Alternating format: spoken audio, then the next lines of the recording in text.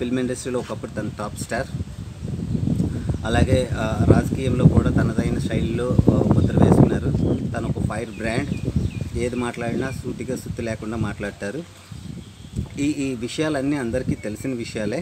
నేను కొత్తగా ఏదైనా చెప్పదలుచుకోవాలనుకుంటే రోజా మనస్తత్వం ఏంటనేదే చెప్పుకోవాలి. నేను యాక్చువల్గా ఎప్పుడు చిరునవ్వులు చిందిస్తూ ఉన్న రోజా వెనక చాలా ఉంది. తన కష్టం కానీ లేకపోతే ఇది కానీ. రోజా ఇన్ఫ్యాక్ట్ చెప్పాలనుకుంటే ఒక మోస్తరుగా అమాయకత్వం అని చెప్పుకోవాలి. తన అమాయకత్వం అనే కన్నా ప్రేమ అనేది ఎక్కువ చెప్పుకోవచ్చు. రోజా తను ఎంతో కష్టపడి సంపాదించిన ఆస్తులు ఇవన్నీ తన తోబుట్టువుల కోసం లేకపోతే తన బంధువుల కోసం తను త్యాగం చేసింది. వాళ్ళందరూ సెటిల్ అయితే కానీ తను పెళ్లి చేసుకోకూడదు, సెలవరాగమని పెళ్లి చేసుకోకూడదని ఒక కాన్సెప్ట్లో ఇద్దరున్నారు. అన్ఫార్చునేట్లీ తన సంపాదించుకున్న మ్యాక్స్ సొమ్మాన్ని వాళ్ళందరికీ కొంత మేరకు త్యాగం చేశారు. ఫైనల్గా ఫినిషింగ్ టచ్ ఇద్దాము, అందరికీ ఇంకా హై ఎండ్లో పెట్టేద్దాం అని ఒక మూవీ ప్లాన్ చేశారు సెల్వమణి గారు, రోజా గారు. అన్ఫార్చునేట్లీ అది కొన్ని కండిషన్స్ వల్ల ఆ సినిమా ఆడలేదు. కానీ సినిమా బాగుంటుంది. లేట్ కూడా అవటం వల్ల తన దగ్గర ఉన్న క్యాష్ ఇవన్నీ పోవటం జరిగింది. తర్వాత తనకి రాజకీయాల్లోకి ఇంట్రెస్ట్ ఉండడం వల్ల తను ఫస్ట్ తెలుగుదేశంలోకి ఎంట్రీ ఇచ్చింది. నో డౌట్ రాజకీయ గురువు చంద్రబాబు అని చెప్పుకోవచ్చు ఒక రకంగా. ఇన్ఫ్యాక్ట్ తనలో కూడా ఒక స్పాంటేనియస్ ఇది ఉంది. ఏదైనా ఒక మ్యాటర్ని లేకపోతే ఒక ఇష్యూ వచ్చినప్పుడు స్పాంటేనియస్గా ఆన్ ది స్పాట్ రియాక్ట్ అవ్వడం రోజాకి అలవాటు. అసలు మనం చూసుకుంటే ఫిల్మ్ ఇండస్ట్రీ నుంచి వచ్చి ఇంత సబ్జెక్టు ఉన్న ఏకైక హీరోయిన్ రోజానే చెప్పుకోవచ్చు. మనం జయప్రదను చూసాము, లేకపోతే జయసుధను చూసాము, లేకపోతే కవిత గారిని చూసాము. ఈ మధ్యన చాలామంది వస్తున్నారు, అలా హేమలత అని, లేకపోతే ఇంకొక అమ్మాయి ఎవరో ఈ మధ్య బైబిల్ పట్టుకొని తిరుగుతుంది, ఆవిడ వస్తుంది. సో వీళ్ళందరితో కంపేర్ చేసుకుంటే బాలీవుడ్లో చూసుకుంటే హేమమాలిని అవ్వచ్చు, లేకపోతే అమితాబ్ బచ్చన్ భార్య అవ్వచ్చు, వీళ్ళెవ్వరూ సబ్జెక్ట్ టు ద మ్యాటర్స్ ఎవరు మాట్లాడలేకపోయారు ఇప్పటిదాకా. నేను చూసినంతవరకు, నేను అబ్జర్వ్ చేసినంతవరకు ప్రజల్లోకి వీళ్ళు ఎవరు చొచ్చుకొని వెళ్ళలేకపోయారు, ప్రజల జీవితాల్లోకి వెళ్ళలేకపోయారు, ప్రజలకు ఏం కావాలనేది తెలుసుకోలేకపోయారు. సో వీళ్ళతో కంపేర్ చేసుకుంటే రోజా 100కి 200% సక్సెస్ అయ్యారని చెప్పుకోవాలి. సరే, తర్వాత తెలుగుదేశంలోని ఎమ్మెల్యే అవ్వలేకపోవచ్చేమో కానీ రాజకీయ పరంగా లేకపోతే ఒక సబ్జెక్ట్ పరంగా లేకపోతే ఒక ఇష్యూను టేకప్ చేసే పరంగా రోజా అయితే 100% సక్సెస్ అయ్యారు. అనివార్య తర్వాత కారణాల తర్వాత తెలుగుదేశంతో పొరపాచాలు వచ్చి కాంగ్రెస్లోకి చేరారు. అక్కడ కూడా అన్ఫార్చునేట్గా కాంగ్రెస్లో చేరడం, రాజశేఖర్ రెడ్డి మృతి, ఇవన్నీ సంఘటనల తర్వాత జగన్ వేరే పార్టీ పెట్టడం, తర్వాత జగన్ రోజాని ఇన్వైట్ చేయటం, రోజా వైఎస్ఆర్సీపీలో జాయిన్ అవ్వటం, ఇదంతా ఒక ప్రస్థానం. మనందరికీ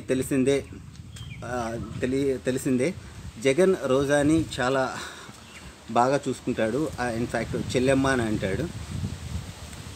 తనకు కావాల్సిన అన్ని వాటి ఎలక్షన్ పరంగా లేకపోతే సపోర్ట్ పరంగా, లేకపోతే మొన్న జరిగిన అసెంబ్లీలో సస్పెండ్ అయినప్పుడు కూడా రోజా గారి వెనకాతల జగన్ చాలా స్ట్రాంగ్గా నిలబడ్డాడు.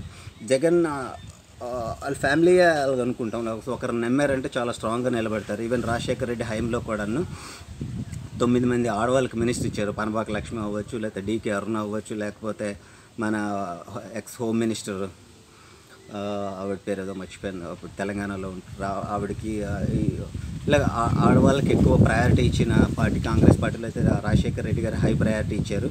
అఫ్కోర్స్ ఆ తర్వాత వాళ్ళందరూ దెబ్బేశారు, అది వేరే విషయం. ఇప్పుడు ప్రజెంట్ తీసుకుంటే జగన్మోహన్ రెడ్డి గారు కూడాను రోజా గారికి హై అండ్ ప్రయారిటీ ఇచ్చారు. ఈవెన్ నగరిలో ఫస్ట్ టైం రోజాను గెలిపించుకున్నారంటే అది జగన్మోహన్ రెడ్డి ఇదే అనుకోవచ్చు. ఎందుకంటే అవతల ఎండ్లో ఒక టాప్ లీడర్ ఉండే గాలిముద్దుకి ఇష్టం అండ్ పైన గెలవడం అంటే అఫ్కోర్స్ 1000 ఓట్లతో గెలిచారు. ఇవన్నీ వడవర్ 1000 ఓట్లతో గెలిచినా, 1 ఓటుతో గెలిచినా గెలిపే. చిత్తూరు లాంటి ప్లేస్లో అది నగరిలో ముద్దుకృష్ణ నాయుడు పైన గెలవడం అంటే చాలా గ్రేట్. అంతకుముందు రోజా గారు అదే ప్లేస్లో నగరిలో ఓడిపోయిన చోట మళ్ళీ ఇప్పుడు గెలిచారు. సో రోజా గారు చాలామంది కామెంట్స్ చేస్తారు, వెళ్ళి జబర్దస్త్ చేసుకోవచ్చు కదా, ఇవన్నీ చేసుకోవచ్చు కదా అని. అంటే ఇక్కడ మనం ప్రొఫెషన్ వైజ్ చూసుకోవాలి. ఎవరి ప్రొఫెషన్ వాళ్ళు చేసుకుంటారు. ఇప్పుడు ఫర్ సపోజ్ చంద్రబాబు నాయుడు తీసుకుంటే వాళ్ళు పాలు పెరుగు అమ్ముతారు. అలాగే జగన్మోహన్ రెడ్డి చూసుకుంటే ఆయన కొన్ని బిజినెస్లు చేసుకుంటారు. నీకు ఎక్కడి నుంచి చూసుకొని వచ్చినా సరే ప్రతి ఒక్కరు వాళ్ళ ప్రొఫెషన్ చేసుకుంటూ రాజకీయాల్లో ఏదో ఒకటి సాధించాలి. లేదంటే అక్కడ ప్రొఫెషన్ అనేది ఒకటి లేదనుకో, రాజకీయాల్లో సంపాదించాలనుకుంటారు. So we support their own profession, whatever the profession. Roja గారి ప్రొఫెషన్ సినిమా ఫీల్డ్ కనుక జబర్దస్త్ తీసుకుంటారు. తనకి మెయిన్ ఇన్కమ్ జబర్దస్త్లోనే వస్తుంది. ఫర్ సపోజ్ ఒక అంటే యాజ్ పర్ మై ఇన్ఫర్మేషన్ ఒక షోకి 5 lakhs ఇస్తారు. అంటే నెలకి 8 షోలు ఉంటాయి. జబర్దస్త్ ఎక్స్ట్రా జబర్దస్త్ అంటే 8, 5, 40 లక్షలు ఇది అక్కడ వస్తుంది. ఇదే ఎందుకు పర్టికులర్గా నేను మెన్షన్ చేసి చెప్తున్నానంటే రోజా గారి గురించి తెలియని ఇంకొక కోణం ఒకటి ఉంది, దాని గురించి చెప్తున్నాను. రోజా గారు తన సొంత డబ్బులతో నగరంలోని చాలామంది పేదవాళ్ళకి తోపుడు బళ్ళలో ఇవ్వటం కానీ, లేకపోతే 4 రూపాయలు 5 రూపాయలకి రోజా గారు కూడా అక్కడ నగర ప్రజలకు కొంతమంది భోజనాలు పెట్టడం కానీ, లేకపోతే స్కూల్కి ఫ్యాన్లు ఇవ్వటం కానీ, లేకపోతే బెంచీలు ఇవ్వటం కానీ, లేకపోతే కొన్ని స్కూల్స్కి ల్యాప్టాప్లు ఇవ్వటం కానీ, లేకపోతే ఇవన్నీ తన సొంత డబ్బులతో ఇప్పుడు దాకా చేసుకొని వచ్చారు. ఇప్పుడు కూడా నగరంలో రోజా గారు గెలుస్తారు అనే టాక్ ఒకటి ఉంది. ఆ టాక్కి మెయిన్ బ్యాక్ ఎండ్ అయితే ఇదే. ఎందుకంటే తన సొంత డబ్బులతోటి చేస్తారు. ఇన్ఫ్యాక్ట్ అధికారంలో లేకుండా కూడా ఇన్ని పనులు చేశారు.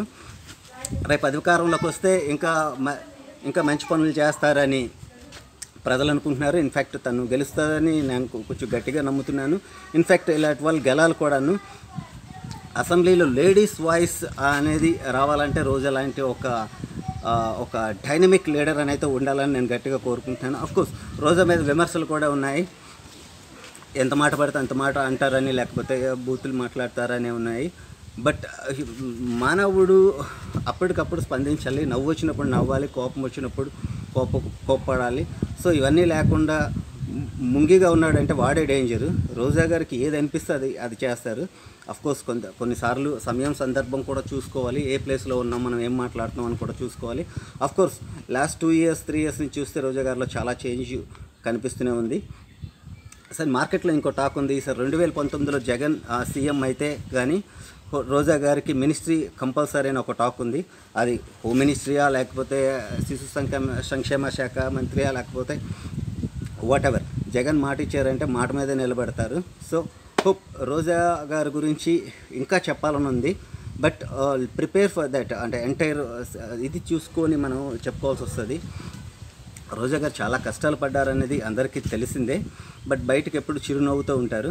రేపు ఎమ్మెల్యేగా అయినా సరే రోజా తన ప్రొఫెషన్ మాత్రం వదలకూడదని నేనైతే గట్టిగా కోరుకుంటున్నాను. ఎవరైతే వాళ్ళ ప్రొఫెషన్స్ చేసుకుంటారో వాళ్ళ అవినీతికి పాల్పడరు. ఎందుకంటే అక్కడ ఒక స్టాండర్డ్ ఇన్కమ్ వస్తుంది కనుక. సో ఇక్కడ ఏదో సంపాదించాలి, లేకపోతే ఇక్కడ ఏదో దాచుకోవాలనే ఒక కాన్సెప్ట్తో రారు. నేను అయితే స్ట్రాంగ్ నమ్ముతున్నాను. రోజా కానీ ఒక మినిస్టర్ అయినా పర్వాలేదు, లేకపోతే ఒక అధికార పక్షంలో ఉంటే మాత్రం నగరి 100కి 200% డెవలప్ అవుద్దని నేను గట్టిగా కోరుకుంటున్నాను.